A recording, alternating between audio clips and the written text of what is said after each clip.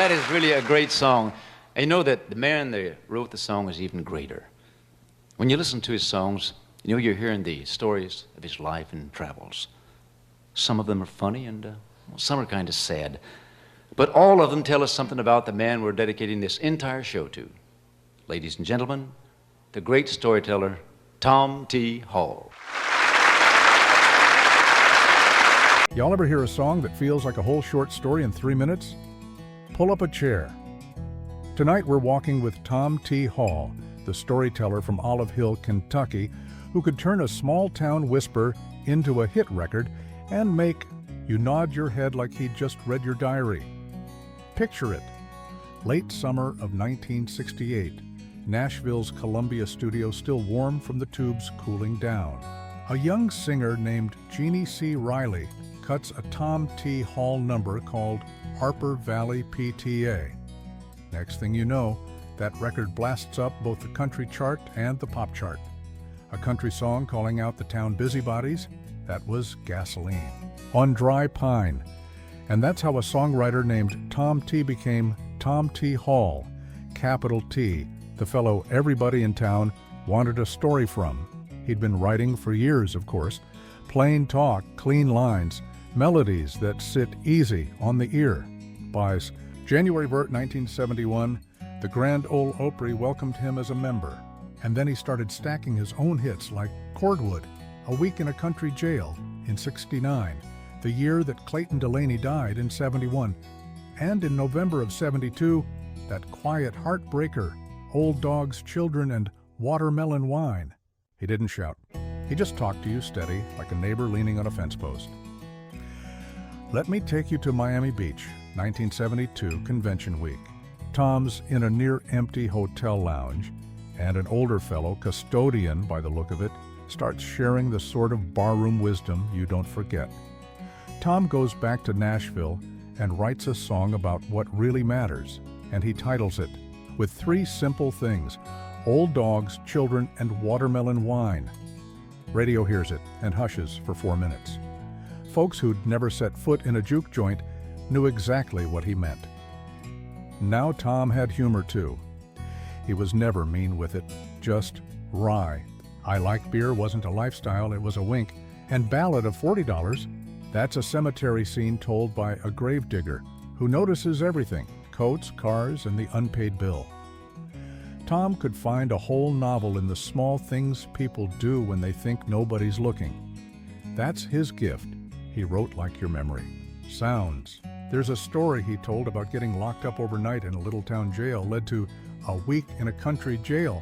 Only Tom would turn stale bologna sandwiches and a judge that never shows into 3 minutes of laughter and truth. And when he sang Homecoming, no chorus, just a one-sided phone call to Daddy from a son who's made it in music but maybe lost the thread of home. Well, if you've ever waited on a chart call or dreaded one from back home, you know that feeling in your ribs. Tom didn't just stay in one lane. In 1974, he put out Songs of Fox Hollow for children of all ages, sweet, funny tunes about farm critters and country life. Sneaky Snake slithered right into a lot of folks' childhoods. And when TV came calling, he stepped behind the desk to host Pop. Goes the Country from 1980 to 1982, trading easy conversation with stars who trusted him, because he was one of them. He also loved writing for other voices. Years after he'd mostly stepped back from the spotlight, he penned a little toe tapper called Little Bitty. Alan Jackson cut it in October 1996, and boom, #1. That's Tom T. for you.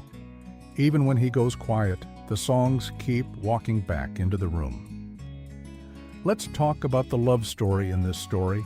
Tom married Dixie, Miss Dixie, as folks called her, and together they wrote a mountain of bluegrass songs. Not flash, not fuss, just craft and kindness. The bluegrass world thanked them with armloads of honors, and if you ever spent a Saturday night at a little festival hearing one of their numbers float out over the folding chairs, you know how far a song can travel. He wrote books too, not just about music, but about people, how they talk, how they live, what matters when the noise dies down. He won a Grammy, fittingly, for liner notes, because when Tom got to typing, he'd make even the paper feel like it had a porch swing. Now, his life ran the full arc. Tom T. Hall passed on August 20th, 2021, at age 85, in Franklin, Tennessee. In the months that followed, officials said he died by his own hand. That's hard to say out loud, and if that's tender ground for you, I'm right there with you. What I'll offer is this. The man spent a lifetime listening to other people's hearts and telling their truths with respect.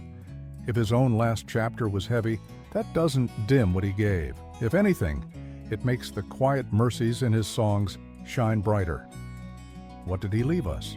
A model for how country music can hold a mirror without preaching. He proved you could write about a bus ticket, a bar stool, a phone call home, and if you told it true, it could sit right alongside the big mythic stuff. He carried Kentucky clay into Mercury's studios and made the whole world nod. In 1978, the Nashville Songwriters Hall of Fame called his name. In 2008, the Country Music Hall of Fame did the same. Those plaques are nice. But the real honor is how many of us still hum his tunes while we fix coffee, or how a young writer hears, "That's how I got to Memphis," and realizes plain talk can move mountains. So here's your takeaway, neighbor. The next time life feels too loud, try it the Tom T way. Look for the small, true thing, the note that rings, the detail that tells on all of us. That's country music's beating heart, and few tended it better than Tom T. Hall. If you felt this walk through the storyteller's world, y'all tap that like button, subscribe to Classic Country TV, and share this with a friend who loves a good lyric.